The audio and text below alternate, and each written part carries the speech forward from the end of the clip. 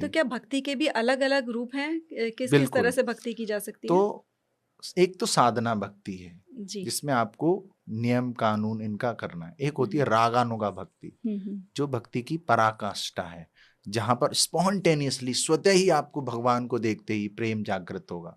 वो एक आर्टिफिशियल मनस्थिति नहीं है, आर्टिफिशियल चेतना नहीं, कृत्रिम चेतना नहीं है।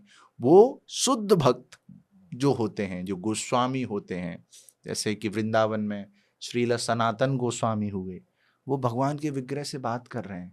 उन्होंने एक दिन भगवान को सूखी रोटी और नमक खाने के लिए दिया। मदन मोहन जी विग्रह से बोल रहे हैं, सनातन रोजाना सूखी रोटी और नमक देते हो, थोड़ा घी लगा दो, थोड़ा स्वीट दे दो। तो सनातन बोलते हैं, सनातन गोस्वामी बोलते हैं, मैं तो सन्यासी हूँ, जो मधुकरी में भिक्षा में मुझे मिल जाता है मैं आपको खिला देता हूँ। तो आप ये भी नहीं खाना है तो मैं क्या कर सकता हूँ, ये खाना है तो खा लो, नहीं तो ये भी नहीं मिलेगा। तो उनका भगवान से ऐसा भाव है। ये रागानुगा भक्ति है, भक्ति की पराकाष्ठा है। इस तक पहुंचा जा सकता है, पहले हम साधना भक्ति से अपने आप को पूरी तरह शुद्ध करें, तब इस तक पहुंचा जा सकता है। तो मुख्यतः दो प्रकार की भक्ति है, साधना भक्ति, फिर साधना भक्ति में हम परफेक्शन सिद्धि हासिल करते हैं, तब रागानुगा भक्ति की अवस्था तक जाते हैं। लेकिन जो शुद्ध भक्त होते हैं, भगवान के धाम से अवतरित होते हैं, उनके अंदर रागानुगा भक्ति पहले से ही होती है। और जैसे कि आपने अब बताया कि 2 तरह की भक्ति होती है। अगर आज के समय में कोई मतलब पूरी तरह से भक्ति के लिए समय नहीं निकाल रहा है सुबह से लेके शाम तक, तो वो अपनी डेली रूटीन लाइफ में भक्ति को किस तरीके से इंक्लूड कर सकते हैं? जितना पहले तो उसको निर्धारित करना है कि मैं कितना समय दे सकता हूँ या दे सकती हूँ। उस समय में मैं कहूँगा कलयुग में जो भगवत प्राप्ति का सबसे सरलतम मार्ग है, वो है भगवान के नाम का जप।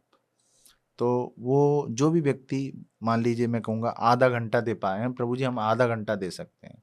वैसे 24 घंटे दिए हैं भगवान ने, 24 घंटे में से 2 घंटे तो दे ही सकते हैं। ठीक है, नहीं तो आधा घंटा, ठीक है आधा घंटा आप ये माला जाप करिए, ये हरे कृष्ण महामंत्र इस पे कर सकते हैं। इस पे हम एक पंचतत्व मंत्र बोलते हैं, जय श्री कृष्ण चैतन्य प्रभु नित्यानंद श्री अद्वैत गदाधर श्रीवासादि गौर भक्त वृंदा।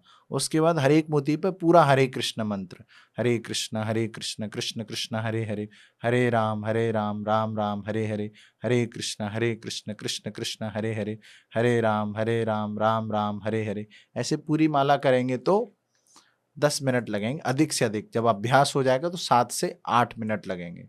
तो 10 मिनट ये दे दीजिए। गीता के 2 श्लोक पढ़ लीजिए। ये भगवत गीता यथारूप है, जो पूरे विश्व में प्रचलित है, श्रीला प्रभुपाद ने लिखा है इसको। तो ये गीता पढ़ लीजिए। और तीसरा, आप जो ग्रहण कर रहे हैं अन्न, उस अन्न को भगवान को अर्पित करिए। शुद्ध सात्विक भोजन बनाइए, उसको भगवान को तुलसी डाल के भगवान को भोग लगाइए। भगवान से दिल से बोलिए भगवान इसको ग्रहण करें। उसकी एक विधि भी है, वो हम बता सकते हैं कि एक प्लेट लीजिए, एक भगवान की ही प्लेट लीजिए, वो भगवान की प्लेट है, उसमें जो भी आपने बनाया है उसमें प्लेट में सजाइए, जल रखिए, जल में सब भी जितने भी व्यंजन हैं उनमें एक एक तुलसी दल डालिए, भगवान के सामने जाके रखिए। सरलतम तरीका ये हो सकता है कि अच्छे से भगवान से प्रार्थना करिए। 3 बार हरे कृष्ण मंत्र का जप कर लीजिए कि हरे कृष्ण कृष्ण कृष्ण हरे हरे, हरे राम राम राम हरे हरे। फिर भगवान से दिल से प्रार्थना करिए कि भगवान आप इसको ग्रहण करिए। भगवान को ग्रहण करने दीजिए कम से कम 5 मिनट।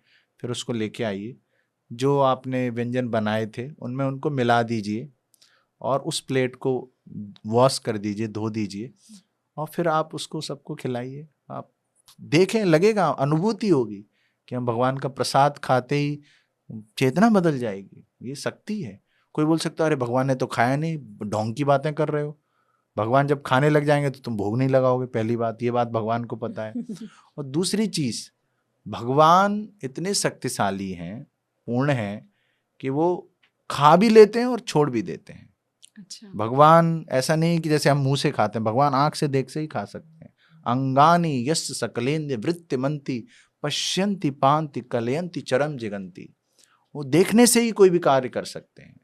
हम उठाने का कार्य हाथ से करेंगे, भगवान देखने मात्र से। तो भगवान किसी भी अंग से कोई सा भी कार्य कर सकते हैं। तो भगवान ने वो भोग खा भी लिया है और आपके लिए छोड़ भी दिया है, वो प्रसाद बन चुका है। ये सब शास्त्रों में लिखा है ये सब। तो इसका पालन करेंगे तो। और नहीं आपको थ्योरी लग रही है मेरी बात, तो बोलते पहले इस्तेमाल करें फिर विश्वास करें।